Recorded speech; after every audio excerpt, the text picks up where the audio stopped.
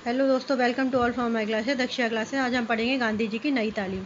ये आपका BEd second year का टॉपिक है। नया सब्जेक्ट जो आपका ऐड हुआ है वर्क एजुकेशन, उसी का टॉपिक है गांधी जी की नई तालीम। तो ये लॉन्ग क्वेश्चन में ज़रूर आता है, मोस्ट इम्पॉर्टेंट क्वेश्चन है। ऐसे क्वेश्चन आ सकता है, गांधी की नई तालीम से आप क्या समझते हैं, इसको विस्तार में समझाइए। तो ये क्वेश्चन आपका लॉन्ग क्वेश्चन के लिए मोस्ट इंपॉर्टेंट क्वेश्चन है, इसको आपको ज़रूर ध्यान से देखिएगा, वीडियो स्किप मत कीजिएगा। और आपको अगर हमारा चैनल पसंद आए तो प्लीज़ सब्सक्राइब जरूर करिएगा। पीडीएफ आपको डिस्क्रिप्शन बॉक्स में मिल जाएगी, हिंदी इंग्लिश दोनों मीडियम में।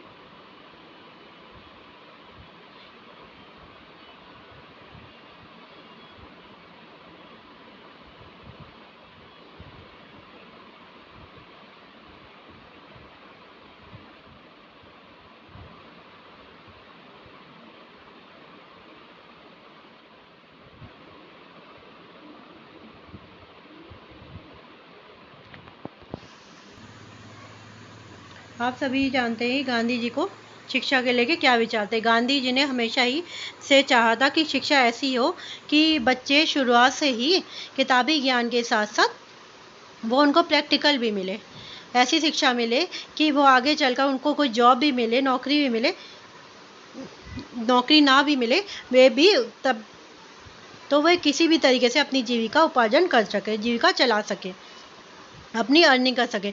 इस तरह की गांधी जी चाहते थे कि शिक्षा होनी चाहिए। वो चाहते कि शुरुआत में ही बच्चों को स्किल की एजुकेशन दी जाए या उद्योगों की शिक्षा दी जाए, इस तरह के विचार थे उनके। तो वही विचार उन्होंने नई तालीम में के रूप में लोगों के सामने रखे। आखिर नई तालीम, गांधी जी ने कहा था कि मैं ये अनुभव करता हूँ कि शिक्षा की वर्तमान प्रणाली दोषपूर्ण ही नहीं, हानिकारक भी है।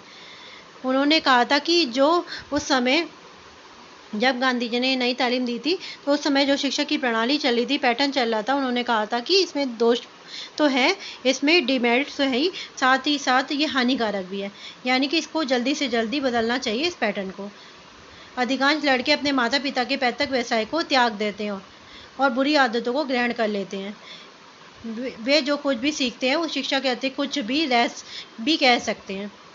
उन्होंने कहा था कि जो समय की शिक्षा थी, ये जैसे आज की शिक्षा को की बात करें हम, तो कोई भी अगर उसमें फैमिली बिजनेस है, कोई बच्चा है, उसके फैमिली की जो शॉप है, उसके फादर्स या कोई पेरेंट्स है शॉप है, तो वो शॉप पर बैठना पसंद नहीं करते। वो कहता है कि हम तो पढ़ नहीं लिख रहे, हम तो कोई जॉब करेंगे, तो कहीं अच्छी सी जॉब करेंगे, कहता है, वो ये सोचता है।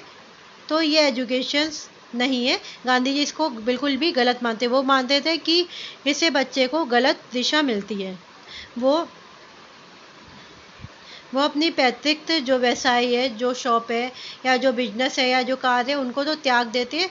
उनको कोई वैल्यूज़ नहीं समझते हैं, उनको वो छोटा समझते हैं, ये काम तो बहुत छोटा है ये, और बुरी आदतों को ग्रहण कर लेते हैं। सीधी सी बात है कि वो बिजनेस संभालेंगे नहीं, जॉब उनकी लगेगी नहीं, तो वो बुरी आदतों को ग्रहण कर लेते हैं।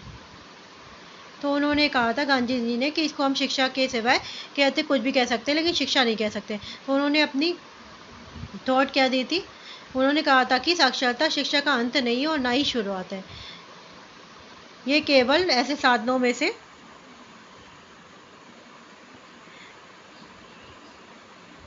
मतलब साक्षरता तो एक साधन है, एक मीन्स है। उन्होंने कहा था कि शिक्षा से ये मतलब है कि बच्चे और मनुष्य का सर्वांगीण विकास हो, केवल किताबी ज्ञान ना हो, बच्चे का हर तरह का से, हर स्वरूप से, हर प्रकार का विकास होना चाहिए। हर तरह से बच्चे का पूर्ण डेवलपमेंट होना चाहिए, बच्चे की बुद्धि का भी विकास होना चाहिए, बच्चे की चरित्र का भी विकास होना चाहिए, बच्चे का शारीरिक विकास होना चाहिए। कुल मिलाकर पूर्ण डेवलपमेंट होना चाहिए, जो उस तभी हमें उसे शिक्षा कहेंगे। सिर्फ किताबी ज्ञान पढ़कर उसको हम शिक्षा नहीं कहेंगे। तो उनका ये कहना था। इसके बाद उन्होंने बोला, मैं बालक की शिक्षा का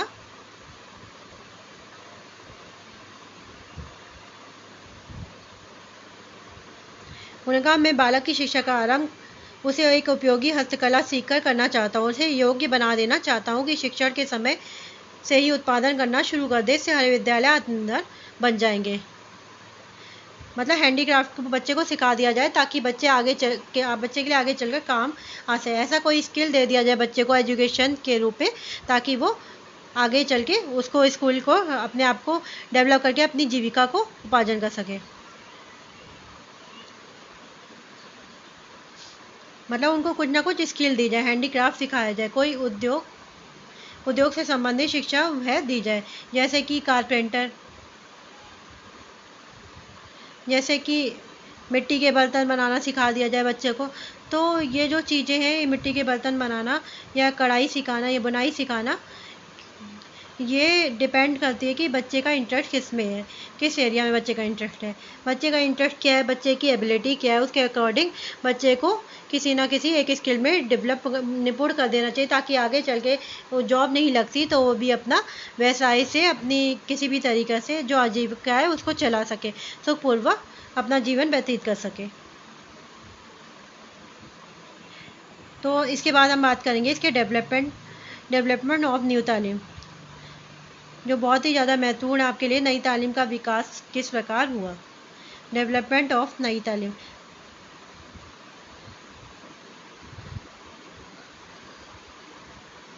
मतलब इस विचार का नई तालीम का विकास कैसे हुआ, मतलब शुरुआत कहाँ से हुई। हर चीज़ की जो शुरुआत होती है वो एक छोटे लेवल से होती है, बिल्कुल छोटे लेवल पे ही धीरे धीरे ही बड़े लेवल तक उसको ले जाते हैं। तो हर चीज़ की यही पैटर्न होता है कि कोई भी नई चीज़ हम स्टार्ट करते हैं तो पहले बिल्कुल छोटे लेवल पे स्टार्ट करते हैं, फिर आगे चल के बड़े लेवल पे आती है। तो सेम नई तालीम में, तो पहले गांधी जी ने जो उनके विचार थे उसे पहले छोटे स्तर में अप्लाई करके देखा, फिर धीरे धीरे उसको बढ़ाया, उसका जो स्तर है उसको इंक्रीज़ किया। तो किस तरीके से नई तालीम का विकास हुआ, किस तरीके से नई तालीम को डेवलप किया, उसके बारे में देखेंगे। सबसे पहले उन्होंने 1897 में 1897 में अपने ही घर में प्रयोग किया। अपने घर में क्या किया?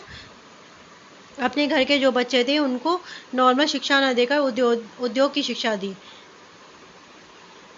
इसके बाद 1904 में फिनिक्स आश्रम में उन्होंने इस शिक्षा को, या कहे नई तालीम को अपनाया, नई तालीम को अप्लाई किया।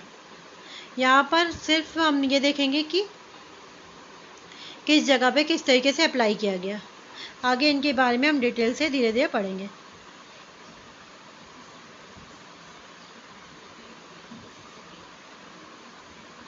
नेक्स्ट उन्होंने 1911 में टॉलस्टॉय आश्रम में किया।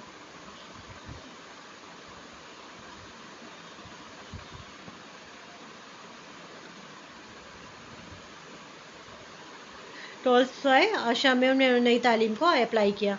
फिर 1914 में शांति निकेतन पे अप्लाई किया। शांति निकेतन में जो बच्चे शिक्षा प्राप्त करते थे उद्योगों की शिक्षा उनको उपलब्ध कराई शिक्षा के साथ साथ। फिर 1915 में साबरमती आश्रम जो गांधी जी का था, उन्होंने इसको अप्लाई किया नई तालीम को 1915 ईस्वी में। 1920 में गुजरात विद्यापीठ में इन्होंने अप्लाई किया। इसके बाद 1937 में वर्धा शिक्षा योजना जाकिर हुसैन सीमित थी। अब यहाँ पर एक चीज़ हम देखेंगे कि क्वेश्चन अगर आता है कि बेसिक शिक्षा से आप क्या समझते हैं, वर्धा शिक्षा से आप क्या समझते हैं। फिर 1937 में उन्होंने वर्धा शिक्षा योजना जाकिर हुसैन सीमित है। बुनियादी शिक्षा में क्या है, ये सब ये क्या था, नई तालीम का धीरे धीरे विकास हो रहा था, उसकी एक स्टेज थी बेसिक शिक्षा। तो यहाँ पर इन्होंने बुनियादी शिक्षा है, वर्धा शिक्षा है, ये सब एक नई तालीम की डेवलप हो रहा था, उसकी ये स्टेज थी। 1938 तो 1937 में वर्धा शिक्षा योजना की एक समिति थी, जाकिर हुसैन जिसके अध्यक्ष थे, उन्हीं के नाम पर इसको जाकिर हुसैन समिति भी कहा जाता है, और वर्धा शिक्षा सम्मेलन भी इसे कहा जाता है, जिसमें गांधी जी ने अपने विचार रखे थे।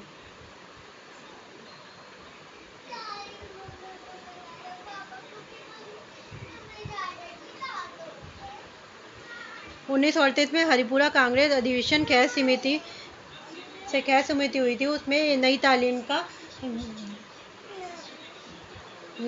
में अपने गांधी जी ने विचार रखे थे। 1939 में हिंदुस्तानी तालीम संहिता में नई तालीम को अप्लाई किया गया था, और लास्ट में 1945 में अखिल भारतीय शिक्षा सम्मेलन सेवाग्राम में इससे संबंधित विचार को रखा गया था। तो इस तरीके से धीरे धीरे एक एक करके एक एक लेवल आगे बढ़ता गया। बेसिक शिक्षा जो थी, या कि जो कहें जो नई तालीम थी, गांधी जी के विचार थे, एक एक करके आगे बढ़ते गए। अब ये क्वेश्चन आपके लिए मोस्ट इम्पॉर्टेंट है। लॉन्ग क्वेश्चन में तो आपको डायरेक्ट क्वेश्चन आता है कि नई तालीम से आप क्या समझते हैं, तो आप ये सब लिख सकते हैं। शॉर्ट क्वेश्चन में भी आ सकता है कि वर्धा शिक्षा योजना बताइए, या हरिपुरा कांग्रेस अधिवेशन के बारे में बताइए, हिंदुस्तानी तालीम संघ के बारे में। तो शॉर्ट क्वेश्चन में भी कोई भी टॉपिक्स आपको मिल सकता है।